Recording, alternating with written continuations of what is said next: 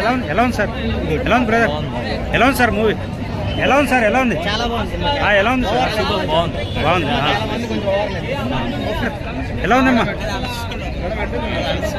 ఎలా ఉంది బ్రో? నిజంగా అయితే మాత్రం నెక్స్ట్ లెవెల్ అనిపించింది అనమాట. ప్రభాస్ మంచి చూసిన అనమాట ఈ 2 కోళ్ళు అయితే మాత్రం. ఈ సినిమా చూసిన చాలా తక్కువ బట్ ఈ సినిమాతో అతను కూడా ఒక హీరో, అతను కూడా ఒక ప్యాన్ ఇండియా హీరో అని చెప్పి నేను గుర్తిస్తున్నాడు. ఈయనకు 100 కోట్లు కాదు, నిజంగా ఒక 500 కోట్లు 1000 కోట్లు వచ్చే సినిమా అన్నమాట. ఇంకా ప్రభాస్ గారి ఎంట్రీ కానీ ముగింపు వరకు నిజంగా నెక్స్ట్ లెవెల్ అనిపించింది అన్న. ఇంకా మోహన్ గారి క్యారెక్టర్ కానీ, మోహన్ గారికి ఫైట్స్ ఉంటాయి, ఆ ఫైట్స్ అయితే నెక్స్ట్ లెవెల్ అనిపించింది. ఇంకా ఎటు వచ్చి మన తాత మోహన్ బాబు గారు ఆయన ఒక డీసెంట్ రోల్ లో వెళ్ళిపోయాడు అనమాట. ఇంకా కన్నప్ప కోసం మాట్లాడుకుంటే విష్ణు స్క్రీన్ ప్లే రాశాడు కదా, చాలా బాగా రాశాడు. నిజంగా చెప్తున్నా చాలా బాగా రాశాడు. నెక్స్ట్ డైరెక్టర్ గా సినిమా తీసే అవకాశం నిజంగా సూపర్ ఉంది ఆయనకి, పుష్కలంగా కనిపిస్తుంది. ప్రభాస్ చేసిన ప్రతి సీన్ లోనూ కూడా గూస్ బంప్స్. నిజంగా చెప్తున్నాను బ్యాక్గ్రౌండ్ స్కోర్ ఆయన శివయ్య రుద్ర అన్న కూడా ఉంటుంది అన్న నిజంగా.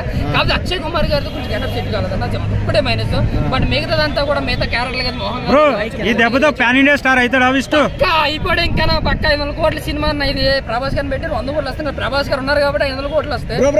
ప్రభాస్ అన్న పెద్దలందరికీ పెద్ద డైలాగ్ ఎలా అనిపించింది? థియేటర్ కూడా అలాగే చూపించారు. ఉన్న 35 minutes చాలా అంటే చాలా బాగా హైలైట్ చూపించారు.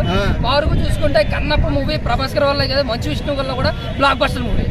ప్రభాస్ అన్న విష్ణు ఫైట్ సీన్స్ ఎలా అనిపించాయి? సూపర్ అన్న. 5 సీన్లు ఉంటుంది, చాలా చాలా రేంజ్ చేస్తుంది అనిపించింది. బట్ విష్ణు కాబట్టి ఒక సీన్ ఉంటుంది, అందులో ప్రభాస్ గారు చేస్తారు విధ్వంసం అనమాట. అదే మోహన్ లాల్ గారికి మన విష్ణు గారు వచ్చి మన ఎత్తుకుమడి ఫైట్ ఉంటుంది, అదైతే కూడా చాలా బాగుంది.